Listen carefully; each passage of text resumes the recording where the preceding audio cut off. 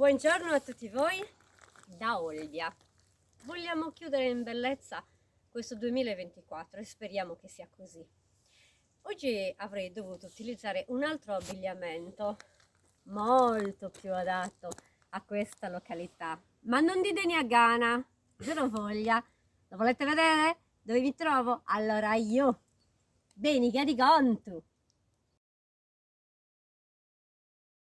Ci troviamo a Castelpedroso, vedete alle mie spalle l'unica parte della torre che è rimasta in piedi e non sappiamo, non vi so dire neanche se è stata ricostruita o meno. Fatto sta che questo maniero è stato costruito in piena epoca medievale, nel 1200, e noi in questo punto ci troviamo al confine con il giudicato di Torres e questo era il giudicato di Gallura.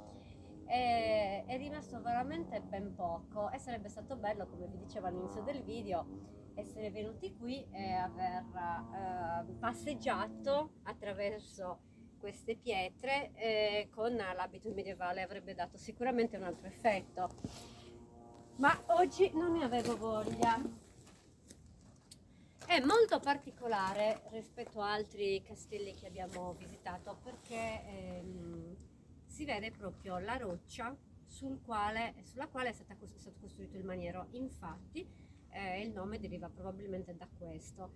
È stato realizzato per l'appunto con la pietra locale. Questo è lo spettacolare panorama che si può ammirare da sopra la torre, o meglio dal castello. Mi trovo esattamente sulla cinta muraria.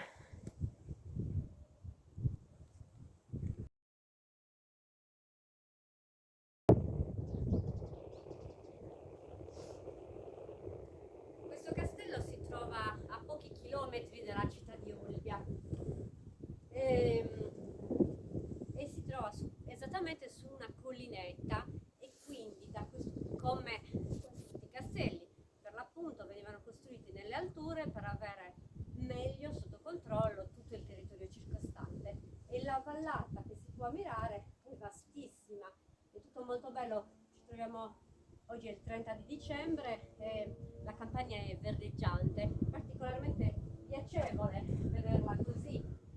E le pietre che ci sono tutto attorno sono dei massi enormi, alcuni scolpiti dalla tempo, come spesso capita di vedere queste pietre in tutta questa zona della Gallura.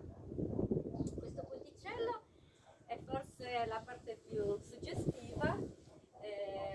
Ovviamente le tavole sono moderne, non è da tanto che sicuramente questa parte è stata ricostruita, ma suggestiva. Bene, io adesso mi sposterò a valle per visitare una bellissima tomba, la più lunga di tutta la